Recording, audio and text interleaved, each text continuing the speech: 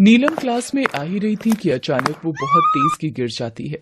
उसकी बैसाखी एक तरफ जाकर गिरती है। ये लंगड़ी का रोजाना का यही ड्रामा है, आते ही पूरी क्लास का माहौल बिगाड़ देती है।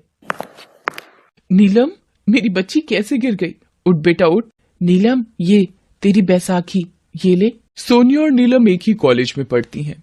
नीलम एक गरीब अपाहिज लड़की है। उसकी माँ रमा उसी कॉलेज में सफाई का काम करती है। नीलम पढ़ने में अच्छी है, साथ ही रमा भी वहीं काम करती है। इसी वजह से नीलम को इसी कॉलेज में एडमिशन मिल गया। सोनिया एक पैसे वाली लड़की है जो बात बात पर नीलम और उसकी माँ का अपमान करती रहती है। एक सुबह, रमा आंटी पोछा लगाओ तो मेरी बेंच पर ये चाय की बूंदे भी साफ कर देना। माँ को कितने दुख झेलने पड़ रहे हैं। काश मैं अपाहिज ना होती तो माँ को ये दिन न देखने पड़ते। बापू भी शराब पीकर रोज माँ को मारते पीटते हैं। वो भी मेरी वजह से कितना कुछ सुनती हैं। नीलम का पिता रमेश शराबी था। रोज रात को पीकर वो उसकी माँ रमा को मारता पीटता था। रमा बेचारी कॉलेज में साफ सफाई का काम करके घर का गुजारा करती थी और किसी तरह वो अपनी बेटी नीलम को पढ़ा रही थी। नीलम जब अपने पिता के दुर्व्यवहार को देखती तो बहुत रोती। एक शाम तो हद ही हो गई जब रमेश कुछ लोगों को घर ले आया। जी आइए आइए। रमा, ये सुंदरलाल जी हैं। इस शहर के बड़े व्यापारियों में से एक हैं। मैंने इन्हें अपनी नीलम के बारे में बताया था।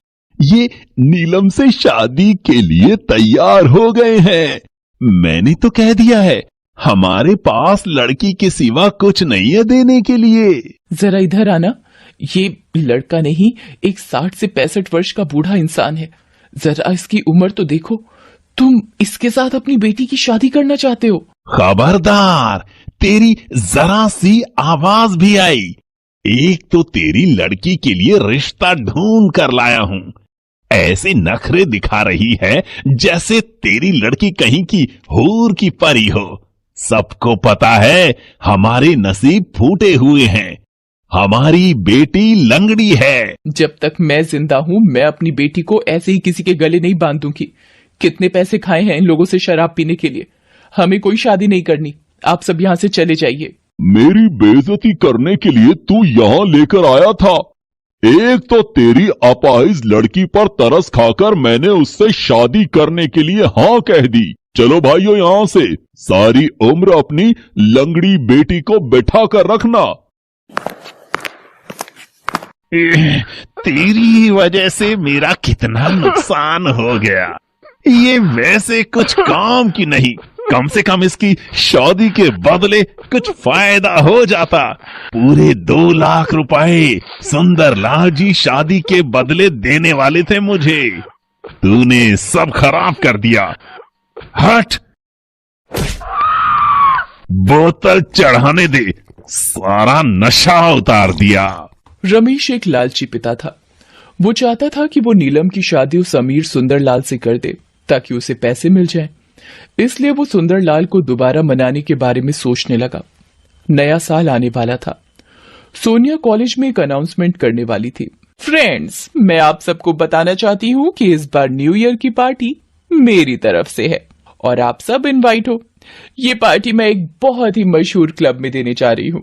फिर तो बहुत मजा आने वाला है। तुम्हारे नए साल की पार्टी का अलग ही मजा है।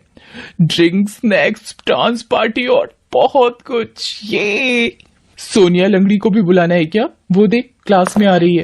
अरे बुला लूंगी, इसको भी बड़ा मजा आने वाला है। कोई ना कोई मनोरंजन करने वाला भी तो होना चाहिए, वरना पूरी पार्टी बोर जाएगी। रुक, मैं इसको आने के लिए कहती हूँ। नीलम, मैं अपने घर पर नए साल की पार्टी करने जा रही हूँ। वो बुलाए है। मैं चाहती हूँ कि तुम भी इस नए साल की पार्टी में जरूर आओ। देखो, मना मत करना। मैं चाहती हूँ कि हम सारे आपसी भेदभाव मिटाकर नए साल की शुरुआत करें। काम्या, तुम्हें भी आना है। मुझे पता है तुम नीलम की बेस्ट फ्रेंड हो तो तुम दोनों का साथ भी रहेगा। ठीक है सोनिया, मैं और नीलम आ जाएंगे। तो ठीक है, कल रात तुम सब टाइम पर क्लब पहुंच जाना। काम्या, तुझे तो पता है मैं पार्टी और क्लब वगैरह नहीं जाती, फिर तूने हाँ क्यों बोल दिया? मैंने सुना है सोनिया की न्यू ईयर पार्टी देखने वाली होती है। चल लेंगे ना। फिर न्यू ईयर पार्टी रोज रोज थोड़ी होती है। ठीक है, पर एक बार माँ से पूछ लूं। घर जाकर नीलम रमा को सारी बात बताती है।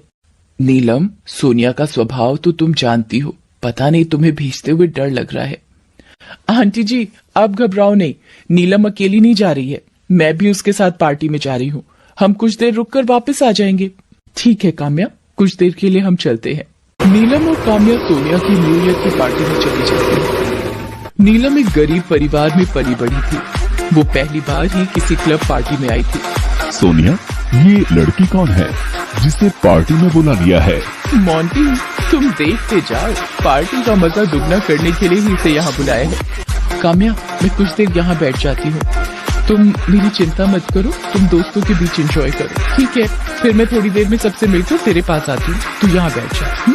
इतनी देर में सोनिया माइक पर अनाउंसमेंट करने लगती है। फ्रेंड्स, जैसा कि आपको पता है अगले 1 घंटे में हम सब नए साल में एंटर करेंगे, तो अभी सब लोग डांस फ्लोर पर आएंगे और झूम कर नाच कर नए साल का स्वागत करेंगे। सब लोग आ चुके हैं, म्यूजिक प्लीज। नीलम तुम वहाँ टेबल पर क्या कर रही हो? तुम डांस करने नहीं आ रही क्या? अरे सोनिया, भूल गई, ये तो लंगड़ी है, ये ठीक से खड़ी भी नहीं हो पाएगी और तुम इसे नाचने के लिए बोल रही हो। ओह, मैं तो भूल ही गई। सॉरी नीलम, तुम तो डांस कर ही नहीं सकती। सो फ्रेंड्स, आप लोग डीजे पर ड्रिंक्स और पार्टी के साथ म्यूजिक एंजॉय कीजिए। मोंटी मेरे लिए एक ग्लास ड्रिंक बनवा लाओ प्लीज। ये मुझे ऐसे समझती है जैसे इसके बाप का नौकर हूँ। इसे सबक सिखाना ही पड़ेगा। ये गई नशे की गोलियां ड्रिंक में। सोनिया, तुम्हारा ड्रिंक। मोंटी मुझे चक्कर आ रहे हैं। आओ कुछ देर रूम में चलते हैं। ये इस लड़के ने सोनिया की ड्रिंक में क्या मिलाया था और ये ऊपर कहाँ जा रहे हैं? मुझे कुछ गड़बड़ लग रही है। मोंटी मेरी आंखों के आगे अंधेरा आ रहा है, तुमने मेरी ड्रिंक में कुछ मिलाया है क्या? बस कुछ ही देर की बात है सोनिया, फिर तुम मेरी बाहों में होगी।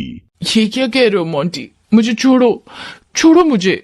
अरे इतनी मुश्किल से तो मेरे हाथ में आई हो, कैसे छोड़ दूं? बहुत दिनों से तूने मुझे अपना नौकर बना कर रखा हुआ था। आज मैं तेरे से अपना बदला लेकर ही रहूंगा। मैं तुझे कहीं का नहीं छोड़ूंगा। ये तो सोनिया है और ये मोंटी इसके साथ क्या कर रहा है? मुझे सोनिया को बचाना होगा, पर मैं क्या करूं? नीलम सोनिया को बचाने के लिए अपनी बैसाखी से पीछे की खिड़की तोड़कर किसी तरह अंदर आ जाती है।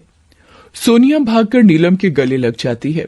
नीलम अपनी बैसाखी से मोंटी पर वार करती है। इतनी देर में सोनिया कमरे का दरवाजा खोल देती है और होटल स्टाफ शोर सुनकर अंदर आ जाता है। सर, ये लड़का मोंटी मेरे साथ जबरदस्ती कर रहा था। आप चिंता मत कीजिए मैडम, मैं अभी पुलिस को बुलाकर इसे गिरफ्तार करवाता हूँ। आप घबराइए मत।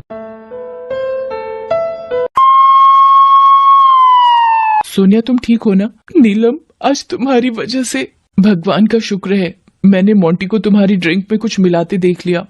मुझे उस पर शक हुआ और सही वक्त पर मैं वहां पहुंच गई। वैसे नया साल मुबारक हो सोनिया, 12 बज गए हैं। तुम्हें भी नया साल मुबारक हो नीलम।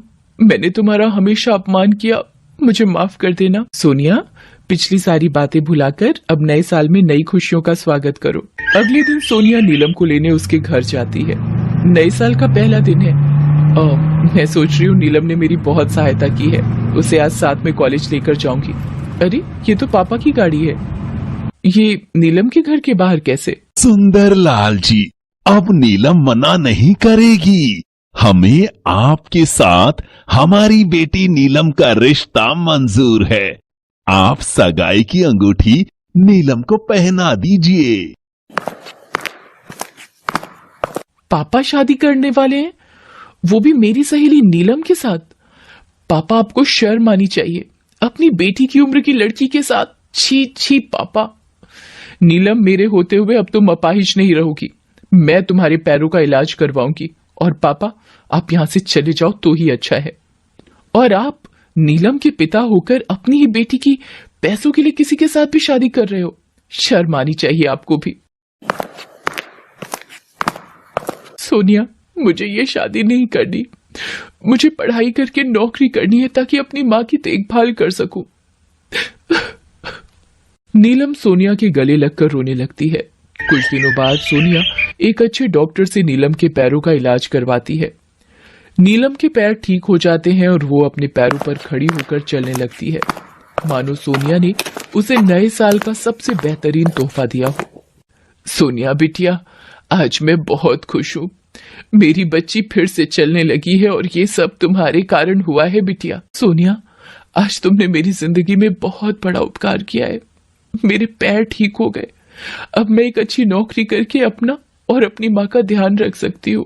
सोनिया की वजह से नीलम के पैर ठीक हो गए और कॉलेज की पढ़ाई के साथ साथ वो एक अच्छी नौकरी पर लग गई। रमेश और सुंदरलाल अपने किए पर बहुत शर्मिंदा थे, पर शायद अपनी अपनी बेटियों से माफी मांगने के लिए उनके पास हिम्मत ही नहीं बची थी।